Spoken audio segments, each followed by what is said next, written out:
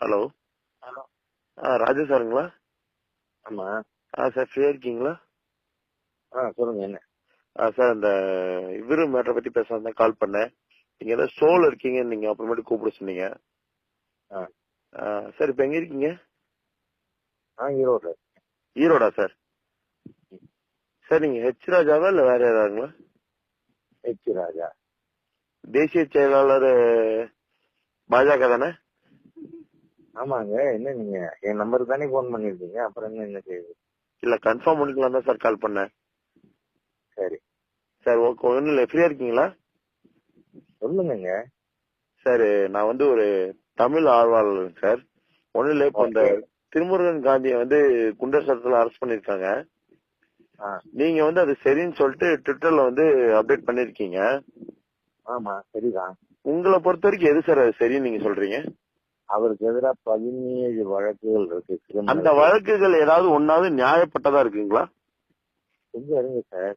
முதல்ல பாராளுமன்றம் பன்றி தொழுவம்னு சொல்றது ஆயுத பழியே சரியான வழிங்கிறது ஜனநாயக ரீதியில அக்செப்டபிள் இல்ல. சரிங்க. இது வன்முறை வழக்கு செயல். அதனால அந்த அமைப்புமே தடை செய்யப்பட வேண்டும்ங்கிறது என் கருத்து. சார் அவர் அமைப்புன்னு ஒண்ணுமே ஆரம்பிக்கலீங்களா? ஒரு மே 17 வந்து பாத்தீங்கன்னா நம்ம 17ங்கிறது என்ன? சரி ஓகே சார். அப்ப நான் இன்னொன்னு கேக்குறேங்க. பாபர் மசூதி இடிப்பு வழக்குல வந்து அத்வானி வந்து குற்றவாளின்னு சொல்றாங்க, அது உண்மையா இல்லைங்களா?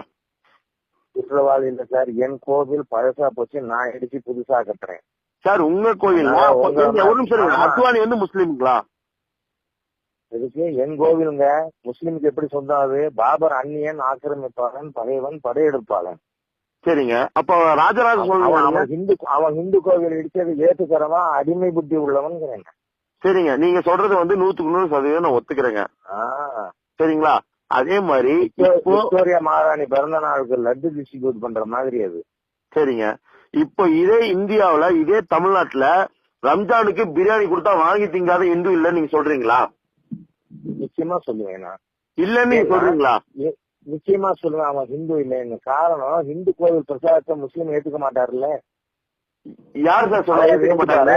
ஏன் தெருவுல ஏன் கூட ஏன் ஒன்னா நண்பன் இந்து முஸ்லீமும் பொங்கல் திம்பா சார்?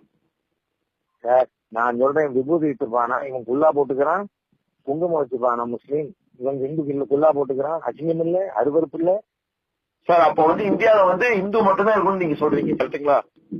இல்ல யாரும் இப்ப பார்சி இருக்காங்க, அவங்களுக்கு ஏதாவது பிரச்சனை வருதா?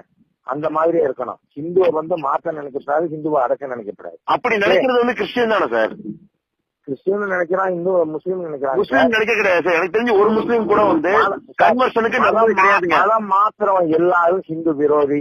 மதம் மாற்றம் அவன் வந்து கைவிடுறேன்னு சொல்ல சொல்லுங்க. அனாவசியமா பேசி பிரயோஜனம் இல்ல. ஓகே, ஒரு நிமிஷம் இருங்க. அப்ப RSS இருக்கிறவங்க எல்லாருமே வந்து மத மாற்றத்துக்கு போராட்டம் கிடையாதுங்களா? எதுக்கு? RSSல இருக்கிற ஒவ்வொருத்தரும் அது தாய் மதம் திரும்புவது, அது மத மாற்றம் இல்ல. மதம்னு வந்தாலே அது பொதுங்க. அது என்ன தாய் மதம் நாய் மதம் என்னங்க அர்த்தம்? இங்க பாருங்க, இப்ப உங்களுக்கு நான் என்ன சொல்றேன், ஹிந்து விரோதிகள் எல்லாம் இண்டிசன்ட் ஃபெலோஸ். ஒரு நிமிஷம், நான் வந்து பக்கா ஹிந்துங்க. நான் முதலியாருங்க, நான் பக்கா ஹிந்து. இந்த மாதிரி ஹிந்துவா இருந்தா பேச மாட்டான். ஓகே, நான் வந்து ஒரு நிமிஷம் இருங்க. உங்களால பதில் சொல்ல முடியல, நீங்க சொல்லுங்க.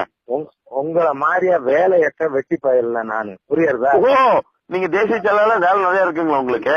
வேலை நிறைய இருக்கு. யார யூஸ்லெஸ் பர்சன். அதனாலதான் உட்காந்து இந்த மாதிரியா சரிங்க. நான் உங்களுக்கு ஓப்பன் ஒண்ணு சொல்றேங்க. உங்களுக்கு ஓப்பனா ஒண்ணு சொல்றேங்க.